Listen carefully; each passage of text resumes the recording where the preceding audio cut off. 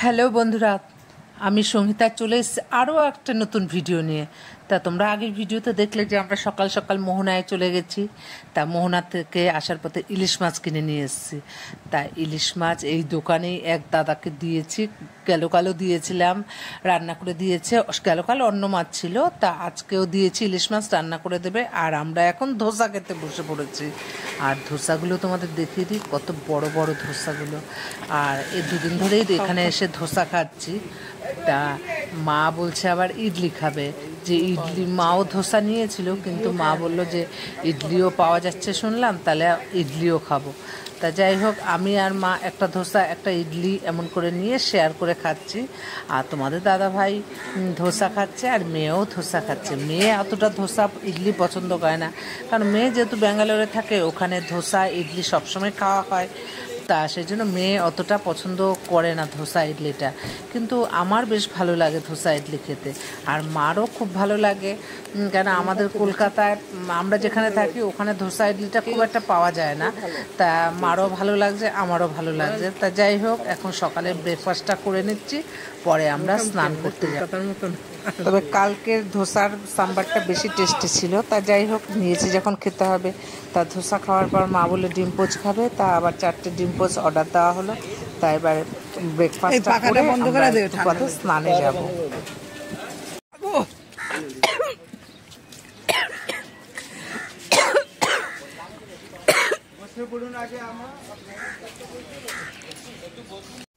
তার ব্রেকফাস্টটা করে আমরা রুমে এসে স্নান করতে যাচ্ছিলাম, কিন্তু তখন বলল জোয়ার এসছে, স্নান করতে পারবো না। তা জল অনেক দূর চলে এসছে।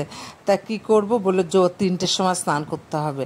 তা কি আর করব, যেখানে রান্না করতে দিয়েছি দাদারা রান্না করে দিয়ে দিয়েছে। এবার রান্না নিয়ে এসছে ঘরে, এবার আগে খেয়ে নিই, পরে স্নানে যাব।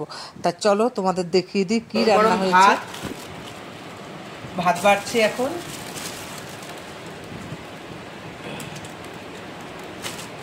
এই যে আলুর চোখা, মুসুরি ডাল,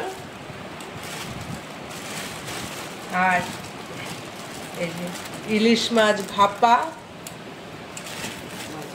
আর ইলিশ মাছ এই যে ভাজা। তোমার তো লেজা খাবি? তোমায় লেজা দেবো? ও আমি ভুলেই গেছি মা, থাক ভুলে গেছে। এই যে ইলিশ মাছ ভাজা,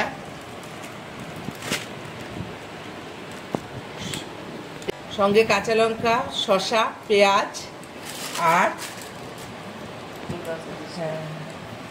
এই যে শুকনো লঙ্কা দিয়ে আলুর চোখা বানালাম, মানে ওনারাই বানিয়ে দিয়েছে।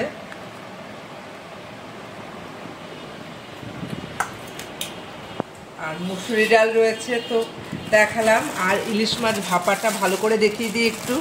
মোহনায় গিয়ে ইলিশ মাছ কিনে এনেছি, এই যে ইলিশ মাছ ভাপা সর্ষে বাটা দিয়ে। তা এই হলো আমার আজকে লাঞ্চ মেনু। কালকে এমন সময় ট্রেনে থাকবো, কালকে বাড়ি চলে যাবো, তা কালকে আর বাড়ি গিয়ে খাবো। তা কেমন লাগলো আমার লাঞ্চ মেনুটা একটু কমেন্ট করে জানিও। আর তোমরা আসলেও এরকম করে রান্না করিয়ে খেতে পারো। Tata, bye bye. তা এই যে হাজবেন্ডকে আর মেয়েকে খেতে দিয়ে দিয়েছি, আমি আর মা পরে খাবো। তা ওদের মুখ থেকে শুনে নাও যে রান্না বান্না কেমন হয়েছে, আর বাড়ির মতো ফিল হচ্ছে না কিনা। কেমন হয়েছে, কেমন খাচ্ছ আলুর চোখা দিয়ে গরম গরম ভাত? বাড়ির মতনই মনে হচ্ছে, রান্না করে খাওয়া হচ্ছে তো।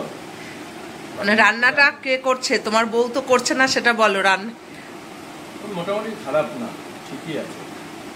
মামাম বল। সবকিছু কিনে দেওয়া হয়েছে, ওনারা রান্না করে দিয়েছে।